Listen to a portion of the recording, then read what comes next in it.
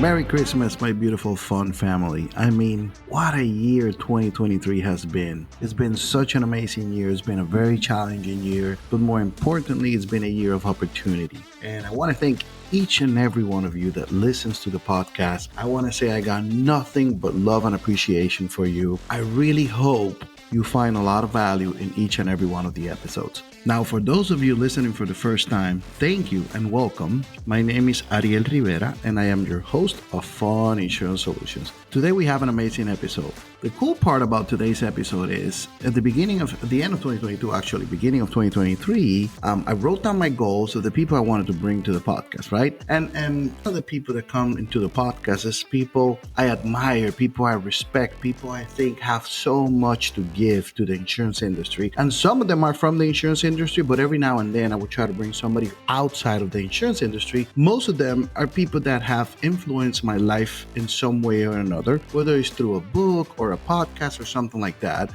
So today, I was blessed enough to have with me the great Bob Burg. Now, Bob wrote one of my favorite books ever that was given to me by my good friend Chris Paradiso. Shout out to Chris Paradiso. And you're going to listen all about the book and all about Bob. And you're going to learn with Bob why giving is the best thing you could ever do. I encourage you to go out and read his book, The Go Giver. It's an amazing series. It's a national bestseller. I mean, this is just at another level. So before we get there, I want to give a huge shout out to our sponsor, Cover Desk. Listen, people, you need virtual assistants. Cover Desk is your solution. Don't spend so much time doing that back office work and all that stuff you shouldn't be doing. Those are non-revenue tasks. Go out, reach out to coverdesk.com, let them know you're part of the fun family, and start taking your agency to the next level. Let's go have some fun.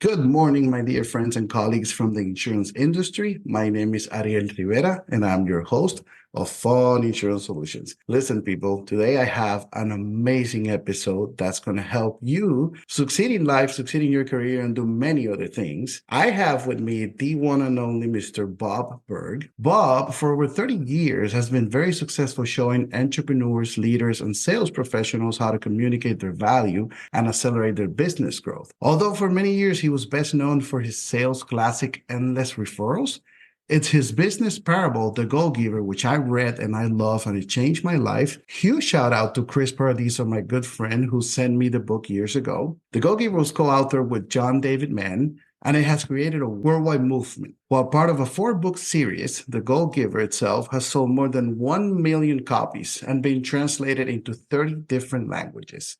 It was rated number 10 on Inc. magazine's list of the most motivational books ever written, and was on HubSpot's 20 most highly rated sales book of all time. Bob is the founder of the Go Giver Success Alliance, an online mentorship community for successful entrepreneurs, leaders, and sales professionals, and he publishes the very popular daily impact email, which I'm enrolled, by the way, and you and I are going to talk a little bit more about it, Bob. He's an advocate, supporter, and defender of the free enterprise system, believing that the amount of money one makes is directly proportional to how many people they serve. He's also an unapologetic animal fanatic, that's awesome, and serves on the board of directors of Furry Friends Adoption and Clinic in his hometown of Jupiter, Florida. Without further introduction, because you're going to learn all about Bob himself, welcome, Mr. Bob Burg. Well, thank you, Adio. What a wonderful, kind introduction. Thank you so much for having me with you. Well, it's an honor. You know I'm a huge fan, and we exchanged a couple of emails. And by the way, great job rolling the R's. I loved it. There you go. And I love your Spanish as well. So listen, Bob. Why don't you tell the thousands of people that listen to us a little bit about yourself and how you came across with the Go Giver movement and it eventually inspired you to write those books? Well, really, I was a sales professional for a number of years, worked my way up to sales manager eventually, and then started teaching people what worked for me. The interesting thing was when I began in sales, I struggled for the first few months because I had no sales knowledge. I'd never sold on a formal basis and had no training. And the company where I was working apparently didn't either because they just said, go out and sell. That was the extent of my training. So I floundered for a while. Fortunately, I came across a couple of books books. This was 40 years ago, and you didn't really know about sales books unless you knew, and I didn't. So I just happened to be in a bookstore looking for something. I didn't know what, and I came across two books. One was by Zig Ziglar, another by Tom Hopkins, two of the sales icons, of course. And I brought their books home, and I just began studying them. I always say I didn't read them; I devoured them. And I would just study them every night after I got home into the wee hours of the morning. I would practice, I would drill, I'd rehearse, I would just go over it again and again. And within a few weeks, my sales really began to do very, very well. And I think the big thing was the confidence in knowing that there was a methodology, that there was a system to doing this. So personally, I define a system as simply the process of predictably achieving a goal based on a logical and specific set of how-to principles, the key being predictability. If it's been proven that by doing A, you'll get the desired results of B, then you know that all you need to do is A and continue to do A, and eventually you'll get the desired results of B. So that's what I did. So, again, I was very fortunate, enjoyed what I was doing. But an interesting thing happened that I think really shifted my way of selling. So I knew the methodologies, I knew the systems, and I did well. But then I went to work for another company selling a product, and I was in a slump, and I could not get out of this slump. And I was panicking, and I did what a lot of young salespeople do when they're in a sales slump. I focused on myself and getting out of the slump rather than on serving my customers. And one day, an elderly man, not elderly, I'm sure I was very young, so he's probably my age now. So what seemed to be an elderly man who worked at the company, and he was not in the sales department. I think he was an engineer who retired soon. But I was lucky that he saw me as someone with that potential who just wasn't living up to that potential. And he said to me, can I give you some advice? And I said, yeah, please do. And he said, if you want to make a lot of money in sales, he said, don't have making money as your target. Your target is serving others. Now, when you hit the target, he said, you'll get a reward, and that reward will come in the form of money. And you can do with that money whatever you choose. But never forget, he said, the money is simply the reward for hitting the target. It's not the target itself. Your target is serving others. And that was really my epiphany. This is where I suddenly came to really just totally embrace the fact that great salesmanship is never about the salesperson.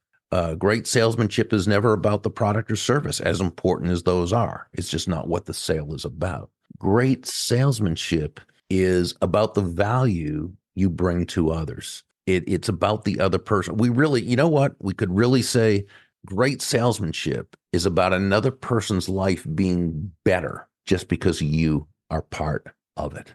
And I think when we approach sales from that foundational premise, now we're really 9 steps ahead of the game in a 10-step game. Wow. Amen to that. You're preaching to the choir here. I'm a true believer. And of course, I want to dive a little bit more into your book. But as you know, our listeners are insurance professionals. So by nature, most of us, or I would say probably 90% of us, are here because we love to help people. Now, the commission that we make is the final outcome because we still need to eat, right? But in our heart and what we do and the value we want to give our clients, it all comes down to we want to help you. And that has just defined especially what the independent agent's role it has been in history or all throughout history. Well, this is exactly why John David Mann and I say that money is simply an echo of value. It's the thunder, if you will, to value's lightning. In other words, the value must come first. Your focus must be on that other person, okay?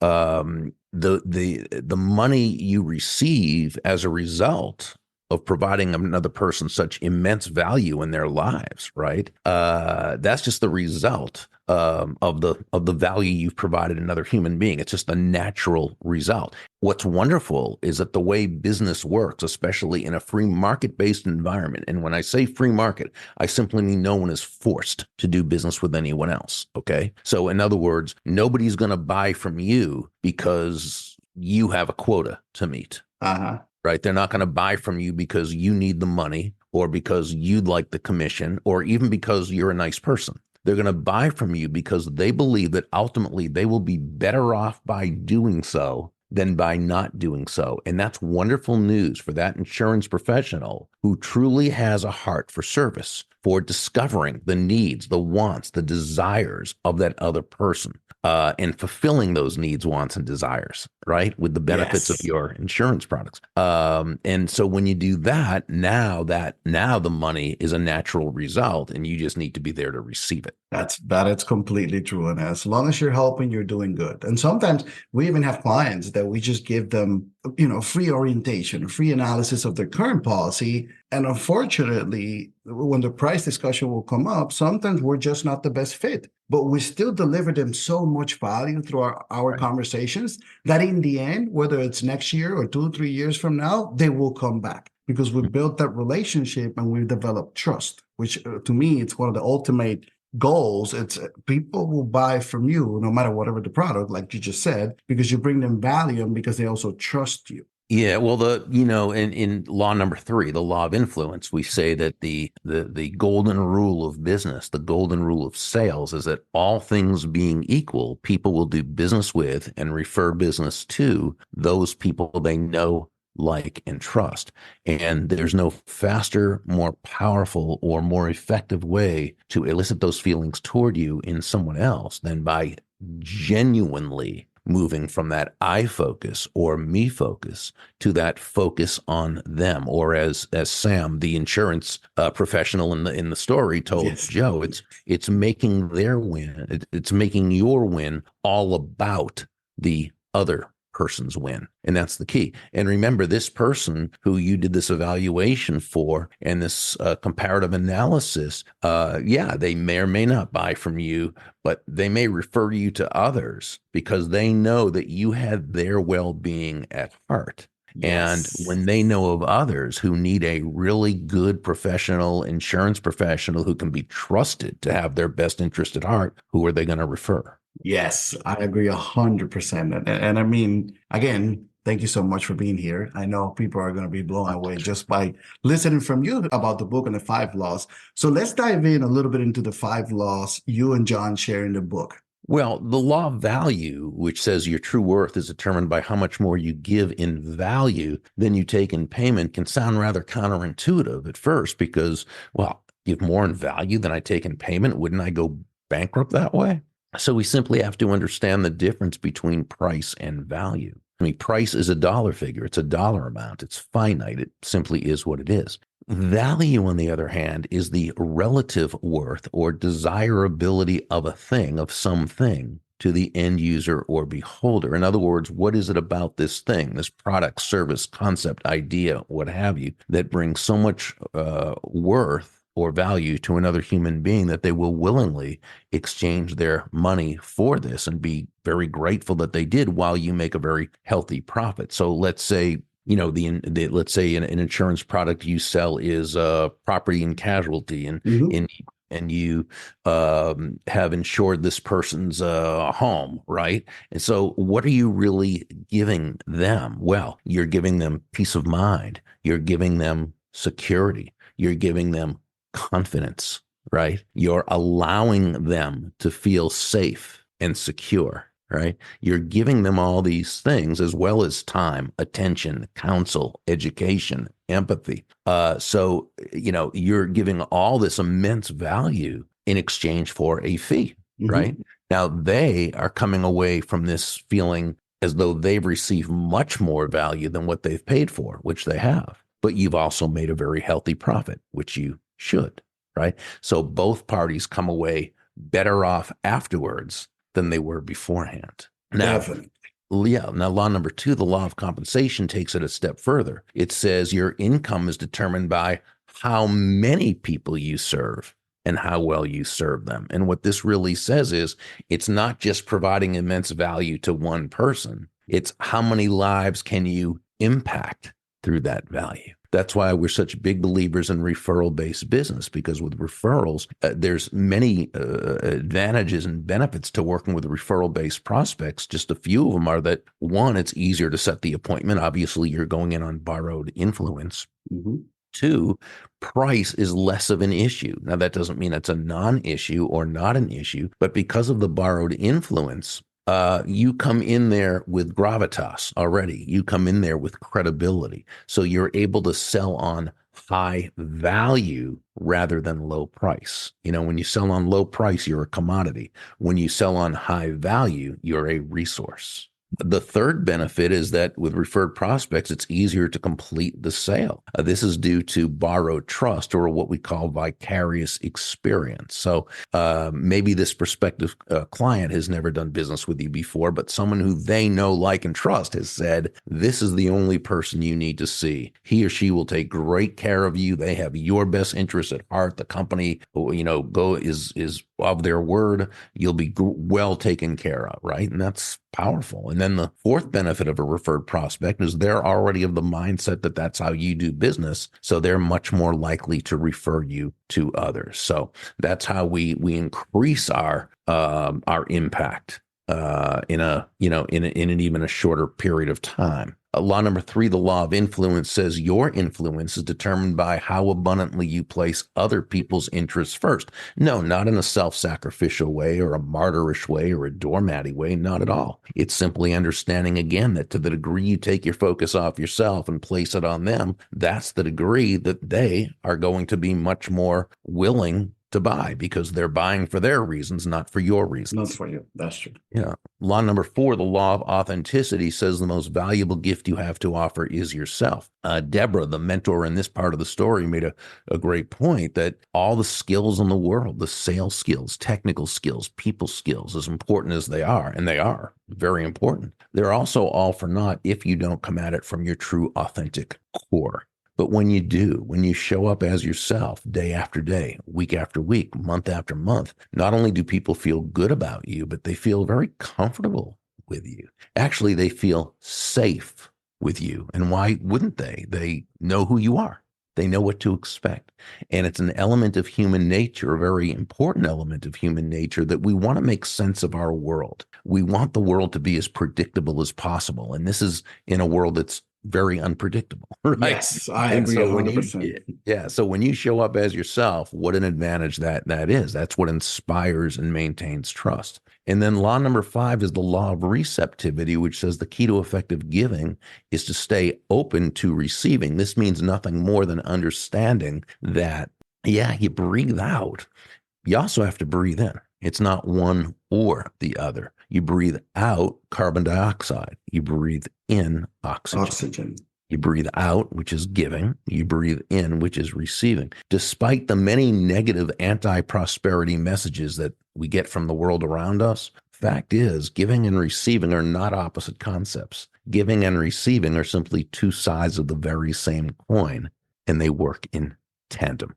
I love it. I love it. And by the way, there's absolutely nothing wrong with receiving something, whether it's compensation or value or whatever, because the more you receive, and I'm a true believer in this, the more you receive, the more you give, right? And it gives you the opportunity to just keep building and building and giving out more and more constantly. And I think you said it perfectly in your book. Thank you so much. Well, John David Mann was the co-author and the lead writer and storyteller, and he is really just such, not only a great entrepreneur himself, but just a fantastic writer. And it was just an honor and a privilege to work with him. Yeah, that's awesome. Well, kudos to you and John. You guys have written something special, and I know it's going to last forever and ever because many, many generations are going to benefit from this. So I want to go back to two things. Number one, mentorship. Number 2, influence. I had a mentor a couple of years ago. He was one of my mentors. I jokingly call him the ultimate consigliere. He's a very knowledgeable man from the insurance industry. And he said, I belong to one of the largest national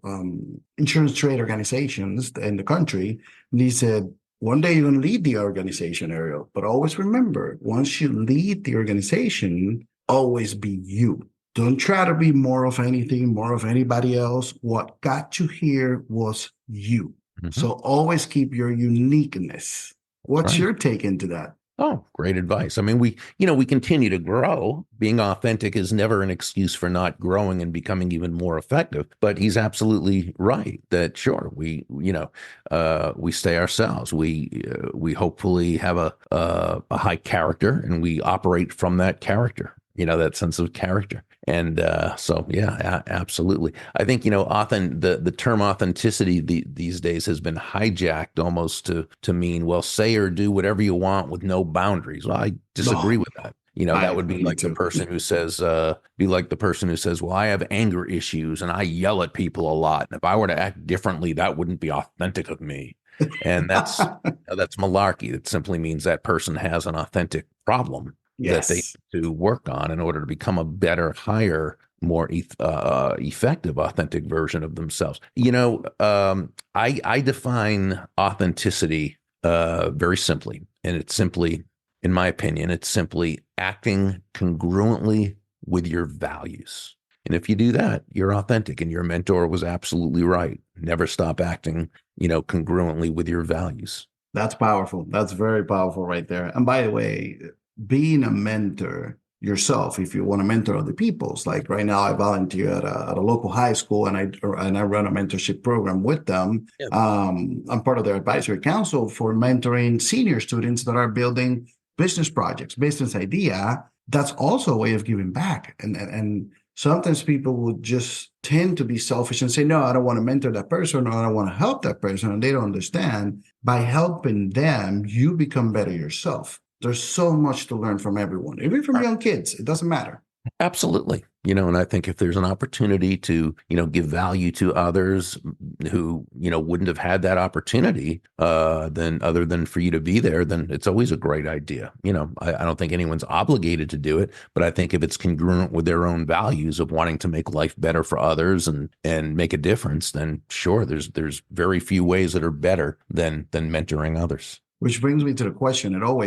Some people would say there are misconceptions about what being a goal giver is, right? And I would love for you to explain to those who listen to us why this could be a misconception and why should people just overcome the burden of, I can't be giving, giving, giving, giving. It's not about that. Yeah. So, I mean, I think when people hear a title like the Go Giver, they come to conclusion. Well, I mean, we know that people as human beings, again, another aspect of human nature is that we make decisions, we make major decisions and judgments based on very limited information. So when we hear something like the Go Giver, we think maybe it's a book about self-sacrifice or something. Oh, Go Giver, just no, it's not that at all. It's simply understanding that shifting your focus off of yourself, shifting your focus from getting to giving. Now, when we say giving, we simply mean constantly and consistently providing immense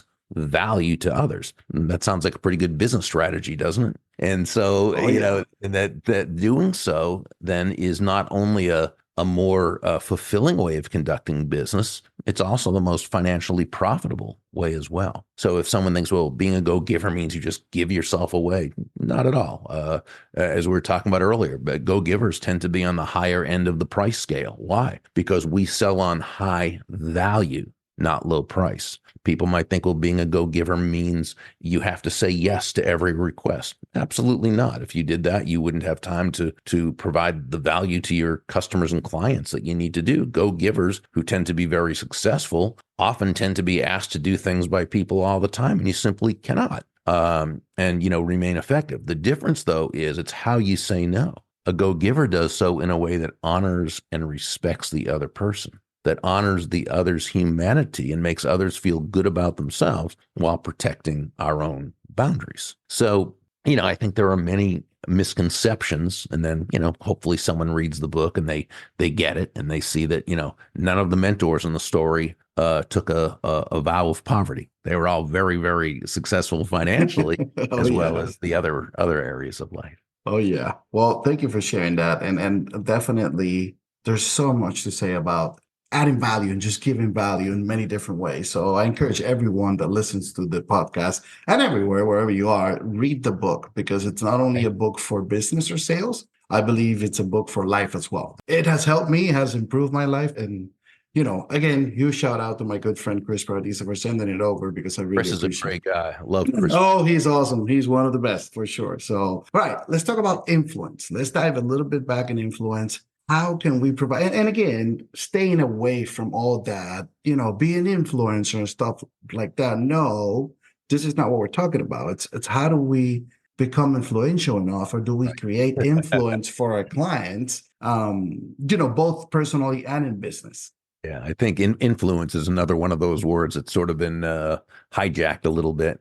So yeah, we're not talking about Social media social influencer. media. Yeah, I was Yes, thinking of yes. the one with all the photo. I'm not thinking about the Oh, name. Instagram. Yes. Oh, Yes. no, we're not talking about being an Instagram influencer. So influence, by definition, on a very, very basic level, influence simply means the ability to move a person or persons to a desired action, usually within the context of a specific goal. That's the definition, though John and I don't believe that that's its essence.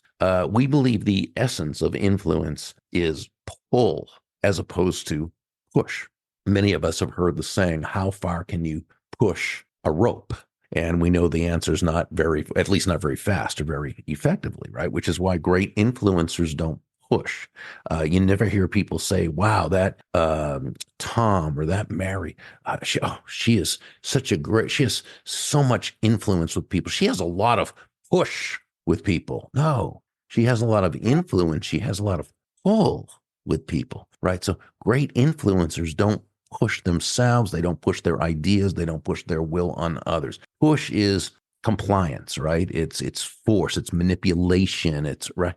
It's all those things that while they can work in the short term, they're not very effective. They're certainly not sustainable, and it doesn't feel good to be that way. Pull is an attraction. Pull is earning people's commitment. So how does that pull manifest? Well, the great influencers always know to have their focus in the right place. Now, we want to be internally motivated, but outwardly focused. So the great influencers always ask themselves questions to make sure their focus is in the correct place. So it's, how does what I'm asking this other person to do, how does it align with their goals, with their needs, their wants, their desires?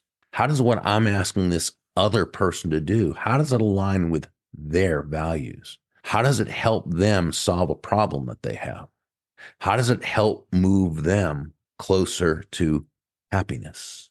And when we ask ourselves these questions thoughtfully, intelligently, genuinely, authentically, not as a way to manipulate another human being into doing our will, but as a way of building everyone in the process. Now we've come closer to earning that person's commitment as opposed to trying to depend on some type of compliance. One of my great friends, one of my mentors, speaking of mentorship, her name is Dondi Scumaci, just brilliant. And I love what she says about this. She says, when it comes to leadership, when it comes to influence, when it comes to team building, when it comes to sales, compliance, she says, will never take you where commitment can go. Wow. That's powerful. That's very, very powerful when you think about it, especially from the leadership standpoint. Commitment is huge. Commitment, consistency. That is, I can tell you had a wonderful mentor. So one of the things we do in the insurance industry, or I teach, and many people teach, is empathy, right? And it goes down to everything you just explained. You got to have empathy because people are going to trust you. They're going to hand you what we call the hard-earned asset, your home. It took you years to buy your home, your car, some of them even your life. They buy life insurance, right? So they're trusting you with their hard-earned assets. You got to have empathy whenever something happens because something that might be little for you might be big for them. So, and we try to teach this as much as we can because that's what's going to take you to that next level. Very important. I believe people skills are the most important skill of all because talent and competency is very, very important. Don't get me wrong. You got to know your stuff. And you can get to a certain level of success by being talented and having product knowledge and being a good, absolutely. But to get to that that next level, what we call stratospheric success, you've got to have people skills. You've got to be able to work effectively with people. And I believe that empathy is the most important people skill there is. The dictionary definition of empathy is simply the identification with or vicarious experiencing of another person's feelings. Mm-hmm. Which would seem to just be a fancy way of saying step into the other person's shoes. And it Choose. would be, except for the fact that most of us have different sized feet. And what I mean by that is that we don't necessarily know how they're feeling. We haven't had the same experiences. We're not them. We don't come from the right. Yep. So the good news is empathy doesn't mean that you have to understand exactly how they feel. Empathy means you're able to communicate. And it's a combination of maybe what you say, how you say it, but really just how you show up. It's communicating that while you may not understand how they feel, you understand they're feeling something, and that this something is distressing to them, and that you are there to help them through it. Well, I think you explained it better than anyone else. So thank you for that. I appreciate it. All right, Bob, I want to be very respectful of your time. Thank you so much. This has been more than an honor. Before we go, people love getting to know a little bit about our guest. How about, this is fun, insurance solutions. Remember, tell us something fun about yourself. Well, you mentioned earlier about being an animal fanatic, and I definitely am. I absolutely love and adore all animals, and can't imagine life without them. I think they bring us joy and loyalty and love, and I think on every level they just make life so much more special. That's awesome. Hopefully one day you'll get to meet my daughter. She's 9 now. She, from the day she had a little bit of her own thought process, she has always loved animals. She wants to become a vet. I know many kids want to, but she just loves them by heart. So hopefully one day you'll get to meet her. Absolutely. Thank Yes. you. So listen, Bob, where can people buy the book? How can they contact you if they want to connect with you on LinkedIn or follow you somewhere in particular or share your information? Yeah, best thing would probably be to just go to Burg, BURG.com. While they're there, they can subscribe to the Daily Impact email. They can download chapters of any of the books to see if they like it. They can check out our online mentorship community, Go Giver Success Alliance, and our events that we have, our Go Giver Beyond the Mastermind events that we hold actually right here in Jupiter, Florida, at one of the local resorts. So yeah, Burg, BURG.com. Pretty much everything's there.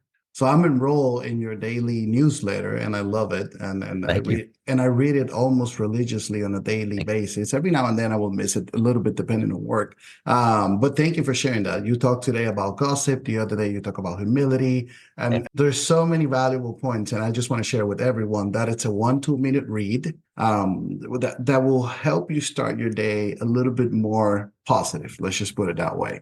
Thank you. So, Bob, it has been an honor. Thank you so much. I wish you and your family a wonderful Christmas. May God bless you, and keep sharing and keep giving, because that's all we're going to do. Thank you. Feliz Navidad a usted y prospero año nuevo. Excelente. Muchas gracias.